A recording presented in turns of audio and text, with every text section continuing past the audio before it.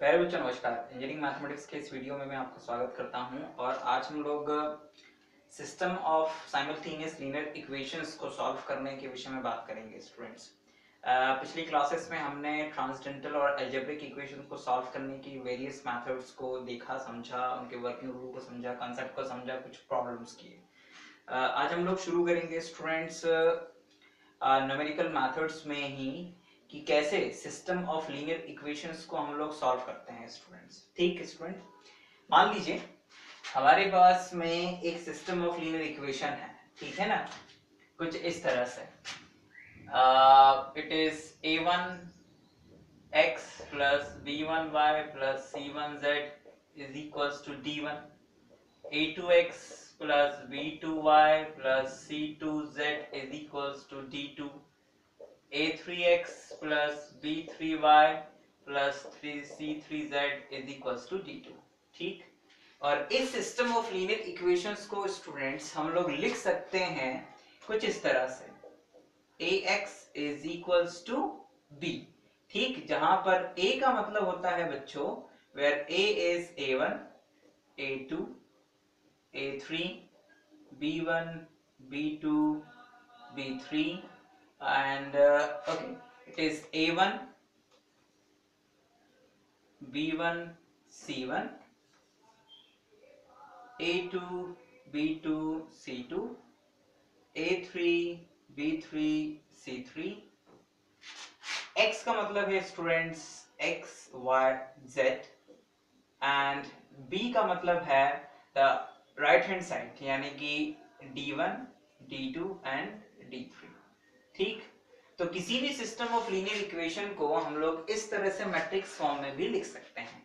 Now अब हमें क्या करना है स्टूडेंट्स, इस सिस्टम ऑफ इक्वेशन को सॉल्व करना है।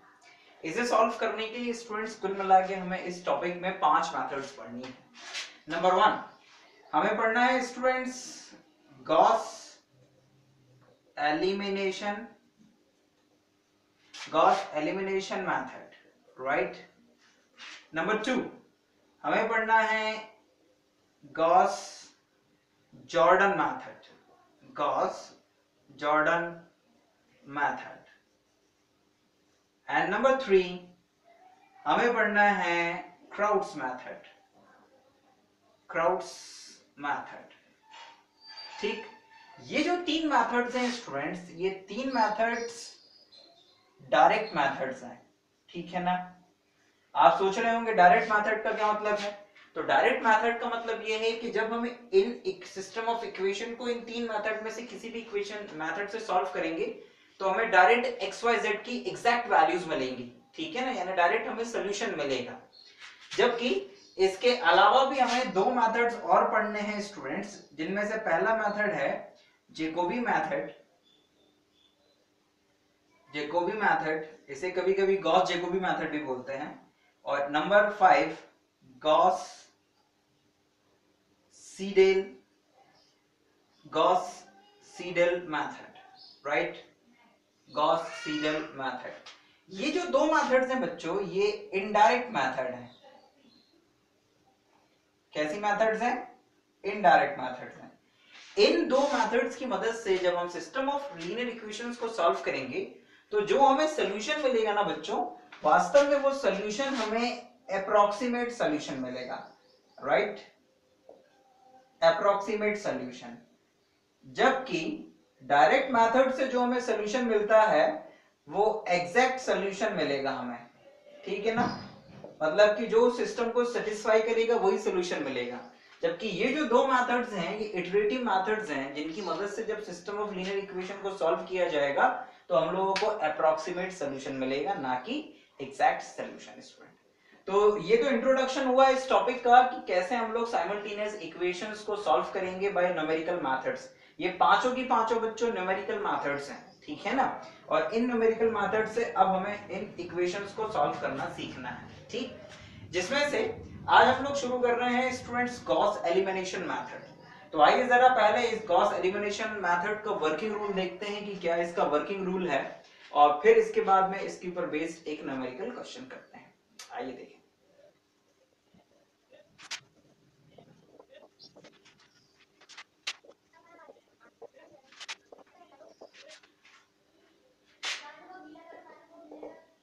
चलिए आइए स्टूडेंट शुरू करते हैं Gauss elimination method working rule के साथ में। मान लीजिए स्टूडेंट कि ये हमारे पास में एक सिस्टम ऑफ गिवन इक्वेशन है जिसे हम लोग कुछ इस तरह से भी लिख सकते हैं मैट्रिक्स फॉर्म में, है ना।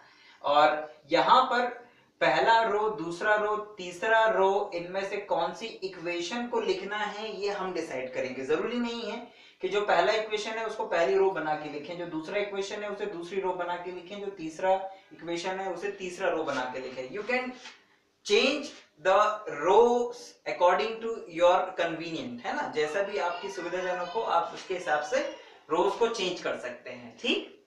नाउ स्टूडेंट, जब हम लोग इस सिस्टम ऑफ इक्वेशन को मैट्रिक्स फॉर्म में लिख लेंगे और जब हमें ए और बी क्लियरली दिखने लगेंगे तो फिर हम लोग जाएंगे स्टूडेंट स्टेप नंबर 2 में, और यहां पर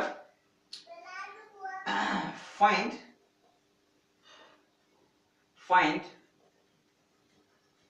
augmented matrix, find augmented matrix for given system,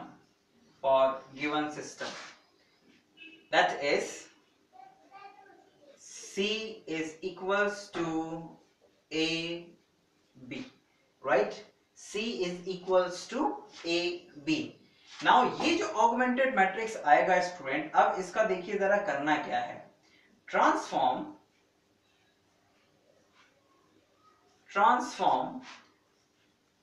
augmented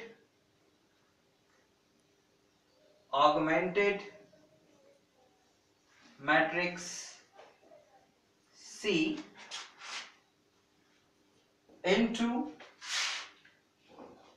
into upper triangular form और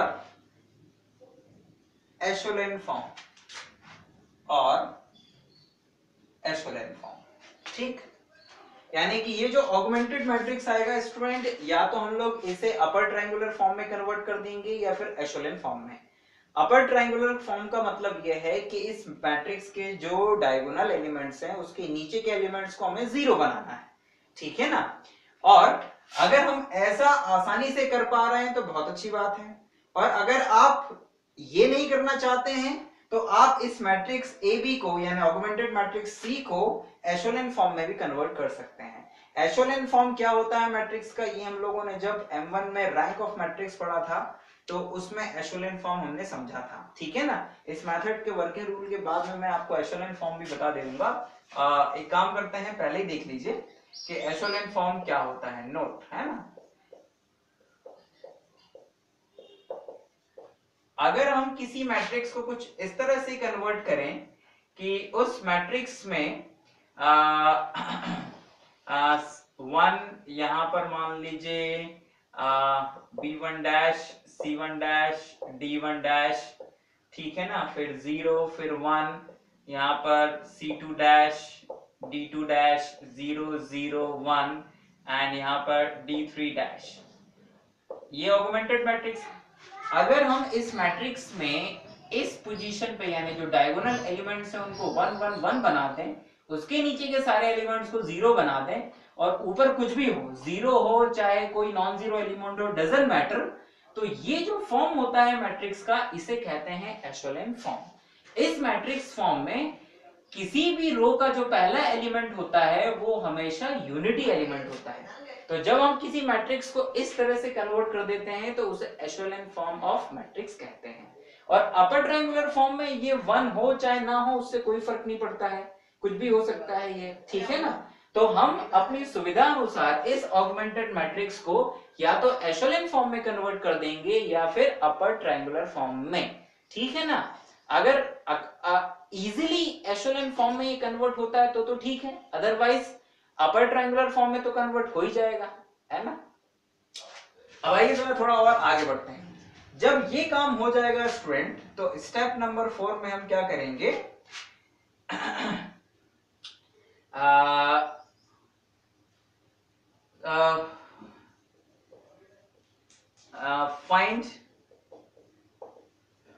find equations corresponding corresponding to upper triangular matrix और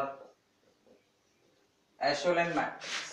ठीक, यानी कि जब एशोलेन फॉर्म में मैट्रिक्स कन्वर्ट हो जाएगा तो हम उसकी मदद से वापस इक्वेशंस बना देंगे। ठीक है ना। Step 5, using back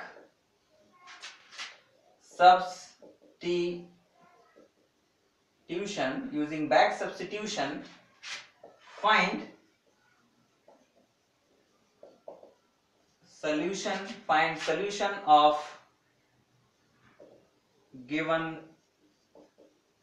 system of equations।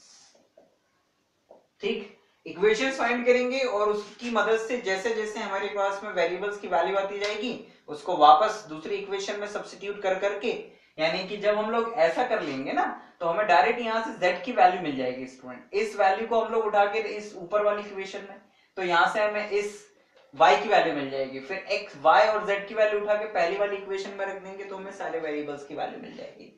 तो इस प्रोसेस को अपना के हम इस सिस्टम ऑफ लीनियर इक्वेशंस को सॉल्व करेंगे by Gauss elimination method.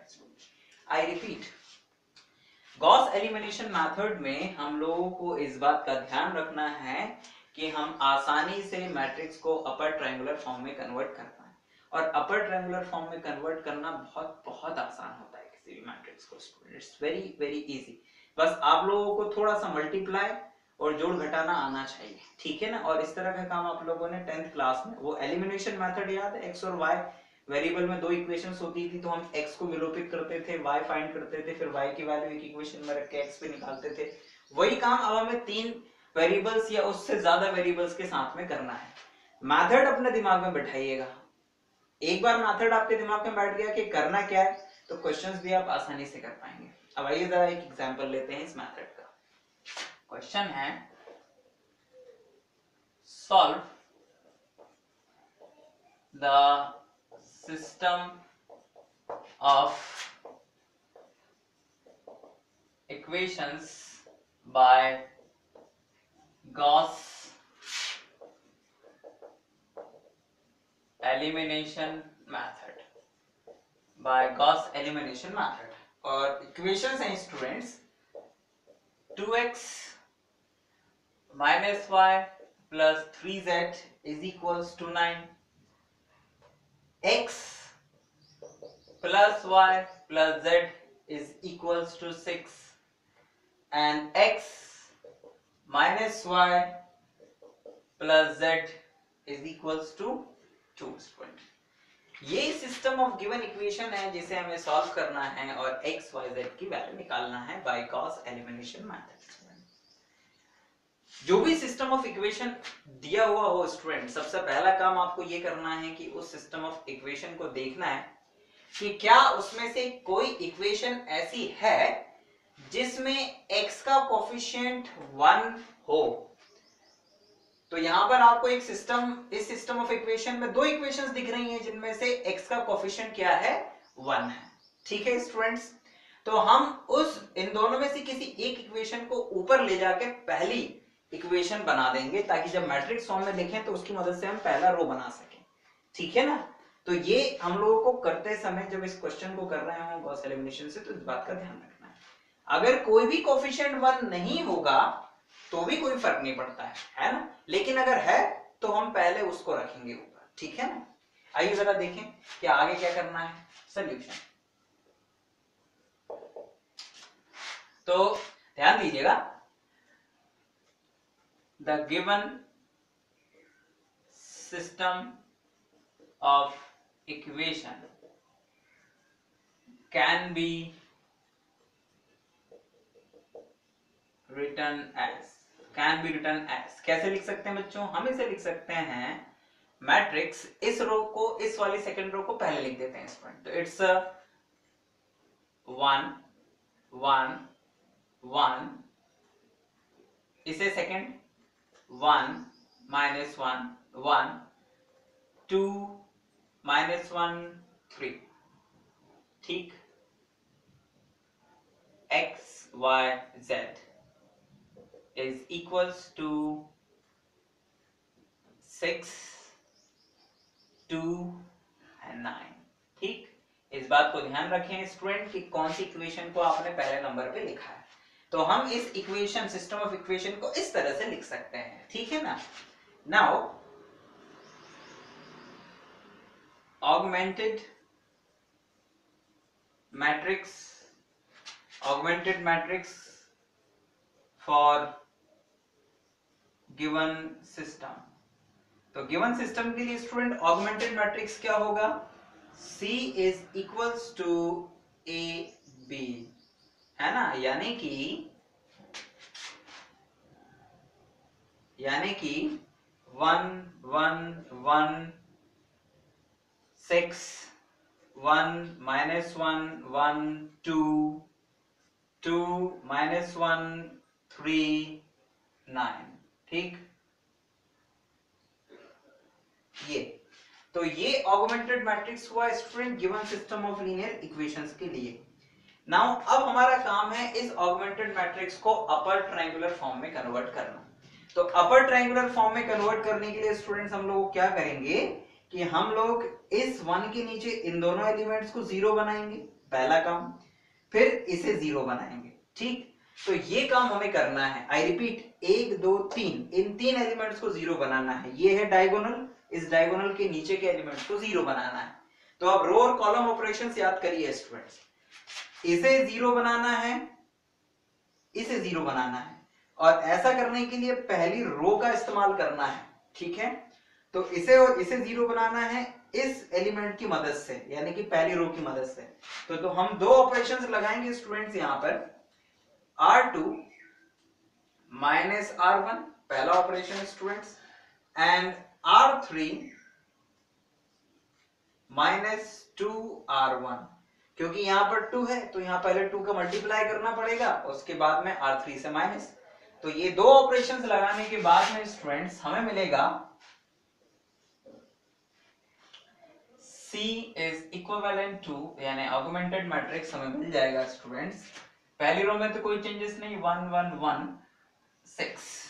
Now यहां पर 1 minus 1 0, -1 -1 2, 1 minus 1 0, and 2 minus 6 -4। ठीक, and 2 minus 2 0, -1 -2, तो ये हो जाएगा बच्चों -3, एंड 3 -2 यानी कि 1, और ये हो जाएगा 12 स्टूडेंट्स, एंड 9 minus 12, तो 9 minus 12 जब हम लोग करेंगे स्टूडेंट्स तो हम लोगों को मिल जाएगा -3। राइट स्टूडेंट्स, अब जब ये दोनों एलिमेंट 0 हो जाएं तो अब हमारा काम है अगला इस एलिमेंट को 0 बनाना, दिस एलिमेंट। और इसे 0 बनाने के लिए हम पहली रो का इस्तेमाल कतई नहीं करेंगे, हमें अब यूज करना है रो नंबर 2 का। तो रो नंबर 2 का इस्तेमाल करना है इस एलिमेंट को 0 बनाने के लिए। आप ये सोच रहे होंगे कि रो नंबर 1 का इस्तेमाल क्यों नहीं करेंगे। रो नंबर 1 का इस्तेमाल इसलिए नहीं करेंगे क्योंकि अगर उसका इस्तेमाल किया तो ये जो एलिमेंट है ये 0 नहीं रहेगा, फिर ये 0 के अलावा कुछ और हो जाएगा। तो हमें जो 0 बन गए हैं उनको चेंज नहीं करना है ना। मेरा मतलब इस 0 से नहीं है, मेरा मतलब इस 0 से है जिन 0 को हमने बनाया है इंटेंशनली। तो इन 0 को अब नहीं छेड़ करना है, तो इसलिए हम लोग रो नंबर 2 का इस्तेमाल करेंगे इस एलिमेंट को 0 बनाने के लिए। तो ध्यान दीजिएगा, ऐसा करने के लिए हमें क्या करना होगा। इट्स वेरी इजी, बहुत ही आसान है। यहां पर है 2, यहां पर है 3, तो अगर इसे बनाना है 0 तो इस पूरी रो में मल्टीप्लाई कर देते हैं 2 का, इस पूरी रो में मल्टीप्लाई कर देते हैं 3 का, और माइनस कर देते हैं, तो भी ये 0 बन जाएगा स्टूडेंट। तो ऐसा जब हम करेंगे स्टूडेंट्स तो हमें मिलेगा, क्या मिल जाएगा, वी गेट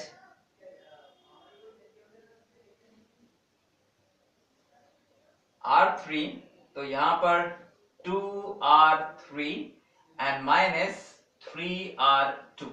ठीक है ना, 3 का मल्टीप्लाई 2 का मल्टीप्लाई और माइनस कर देना है दोनों को। तो पहले R3 में 2 का मल्टीप्लाई करना है स्टूडेंट, तो एक काम करते हैं अपन लोग रफ में यहां लिख लेते हैं। तो इसमें पूरे में 2 का मल्टीप्लाई करेंगे तो इट्स -6, इट्स 2 एंड इट्स -6। और फिर इसमें 3 का मल्टीप्लाई करना है तो इट्स -6 0 और ये माइनस का 12, फिर ये प्लस, ये माइनस और ये प्लस। जब दोनों को माइनस कर देंगे स्टूडेंट्स तो हमें मिल जाएगा, ये तो 0 हो जाएगा, ये 2 रह जाएगा और ये फिर +12 हो गया तो -6 + 12, तो वी गेट +6। ये हमें मिल जाएगा। तो ये ऑपरेशन लगाने के बाद में रो नंबर 3 ये बन जाएगी कुछ, तो हम इसे लिख देंगे C is equivalent to, नीचे लिख देते हैं, C is equivalent to 1 1 1 6 0 -2 0 -4 and 0 0 2 and 6।